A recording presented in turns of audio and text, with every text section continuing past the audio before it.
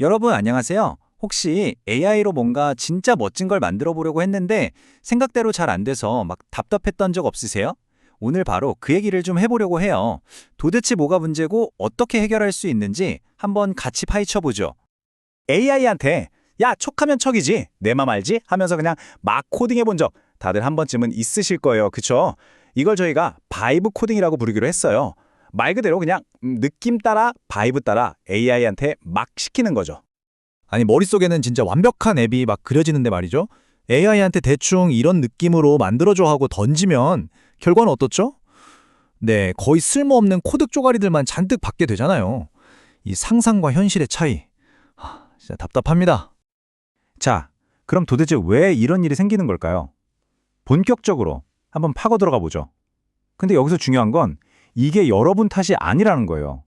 진짜 문제는요, 이 뒤죽박죽인 작업 방식, 이 프로세스 자체에 있습니다.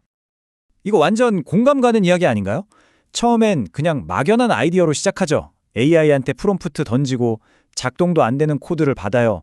그럼 또 그걸 고쳐달라고 하고, 근데 그걸 고치면 또 다른 데서 에러가 터지고, 결국엔 오류만 잔뜩 쌓이고 지쳐서 에이 못해먹겠다 하고 포기하게 되는 거죠. 완전 좌절의 모비우스의 띠랄까요? 자, 그럼 이 악순환을 어떻게 끊을 수 있을까요? 여기서 바로 생각의 전환이 필요합니다. 핵심은 이거예요. 이제부턴 그냥 막 프롬프트를 던지는 걸 멈추고요. 진짜 전문 개발자들처럼 계획부터 세우는 겁니다. 네, 바로 그거예요. 생각해보세요. 제대로 된 소프트웨어가 그냥 즉흥적으로 뚝딱 만들어질까요? 절대 아니죠. 마치 멋진 건물을 지을 때 설계도, 즉 청사진이 꼭 필요한 것처럼 말이에요. 탄탄한 계획 위에서만 제대로 된 결과물이 나올 수 있는 거죠. 실제로 전문 개발자들이 왜 성공적으로 프로젝트를 이끄냐면요. 바로 이런 아주 상세한 계획 문서들이 있기 때문이에요. 데이터베이스는 어떻게 설계해야 할지, 사용자는 어떻게 움직일지, 기술적으로 뭐가 필요한지 다 정해놓는 거죠. 그리고 놀랍게도 AI도 똑같습니다. AI도 그냥 척 알아듣는 게 아니라 제대로 된 결과물을 만들려면 이런 수준의 구체적인 가이드가 필요한 거예요. 바로 이 문제를 해결해 줄 도구가 있습니다. AI랑 일할 때 꼭 필요한 이 구조를 딱 잡아주는 도구, 바로 스펙킷을 소개합니다. 스펙킷이 사용하는 방식이 바로 명세 기반 개발이라는 건데요. 이게 뭐냐면요. 말 그대로 코딩 딱 한 줄이라도 치기 전에 우리가 뭘 만들 건지 아주 상세하게 문서로 정리하는 거예요. 이 문서를 명세라고 부르는 거고요. 그러니까 일단 코딩은 멈추고 생각과 계획부터 완벽하게 끝낸다. 이게 바로 혼돈을 질서로 바꾸는 핵심인 거죠. 스펙킷은 그러니까 여러분의 그 멋진 아이디어와 AI의 엄청난 실행 능력, 이 둘 사이를 단단하게 이어주는 다리 같은 역할을 하는 거예요. 덕분에 훨씬 더 체계적이고 효과적으로 일할 수 있게 되는 거죠. 자, 그럼 스펙킷을 이용하면 구체적으로 어떻게 일이 진행될까요?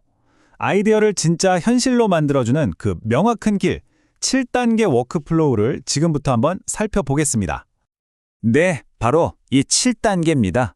성공으로 가는 7개의 계단이라고 할 수 있죠. 여러분의 막연했던 아이디어를 구체적인 청사진으로 바꿔주는 핵심 프레임워크인데요. 각 단계가 어떻게 맞물려 돌아가는지 한번 자세히 들여다볼까요? 자, 보세요. 이 7단계가 진짜 성공을 위한 완벽한 레시피 같은 거예요. 첫째, 원칙 설정. 프로젝트의 큰 규칙을 정하고요. 둘째, 명세 작성. 뭘 만들지 아주 상세하게 적는 거죠. 그 다음이 진짜 중요한데, 셋째, 명확화. AI가 거꾸로 우리한테 질문을 해서 애매한 걸 없애는 단계예요. 넷째, 계획 수립. 어떤 기술을 쓸지 아키텍처를 정하고요. 다섯째, 작업 분할. 이 계획을 잘게 쪼개는 겁니다. 그리고 여섯째, 구현. 드디어 AI가 코드를 짜기 시작하죠. 마지막, 일곱째, 검증. 만들어진 게 우리가 원했던 명세랑 똑같은지 확인하면 끝! 정말 체계적이죠? 이 중에서 특히 2단계, 명세 작성이 정말 중요해요. 이건 그냥 문서를 쓰는 게 아니라 AI를 위한 아주 상세한 사용 설명서를 만든다고 생각하시면 돼요.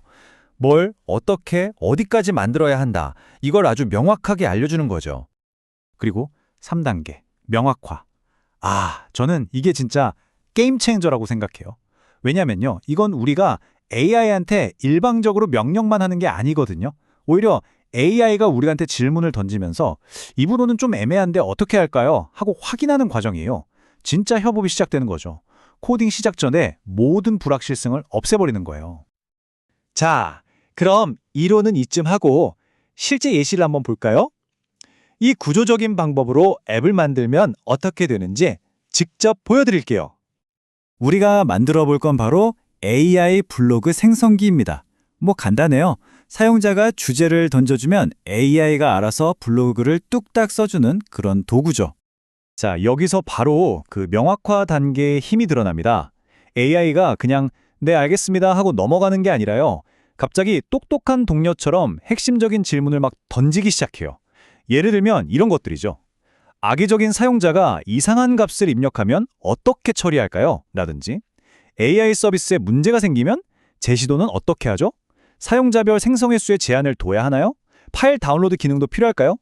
와, 보세요. 보통 개발자가 아니면 놓치기 쉬운 하지만 정말 중요한 문제들을 AI가 먼저 짚어주는 겁니다. 진짜 놀랍죠? 이렇게 AI랑 대화를 주고받고 나면 코딩을 시작하기도 전에 이렇게 구체적인 결과물들이 딱 나옵니다. 아주 상세한 명세 문서, 완벽한 기술 계획서, 그리고 이걸 바탕으로 쪼갠 63개의 구체적인 개발 작업 목록까지요. 그냥 추상적으로 만들어줘 하는 게 아니라 정말 철저하게 준비하고 시작하는 거죠. 그리고 결과는 어땠을까요? 네, 단 한 번에 제대로 작동하는 앱이 만들어졌습니다. 우리가 맨 처음에 봤던 그 끝없는 디버깅의 악순환, 바이브 코딩의 결과와는 정말 완전히 다르죠. 자, 이제 슬슬 마무리 해볼까요? 오늘 이야기의 핵심, 가장 중요한 메시지가 뭔지 딱 정리해드리겠습니다.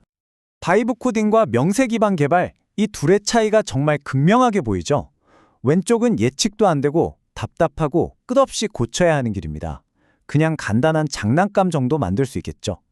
하지만 오른쪽은요, 성공을 반복할 수 있고 과정이 명확하고 퀄리티 높은 코드가 나옵니다. 우리가 진짜 제대로 된 애플리케이션을 만들고 싶다면 어느 길로 가야 할지는 뭐 너무나 명확하죠? 결국 이겁니다. 이렇게 구조화된 대화를 통해서 우리는 그냥 프롬프트 몇 줄 던져서는 절대 만들 수 없었던 훨씬 더 복잡하고 훨씬 더 튼튼한 결과물을 만들어낼 수 있다는 것. 핵심은 그냥 프롬프트가 아니라 구조화된 대화입니다. 이제 AI는 그냥 명령을 기다리는 도구가 아니라 우리의 청사진을 이해하고 따라올 수 있는 파트너가 됐습니다. 자, 그렇다면 여러분은 무엇을 만드시겠습니까? 이 질문을 여러분께 던지면서 오늘 이야기를 마무리하겠습니다.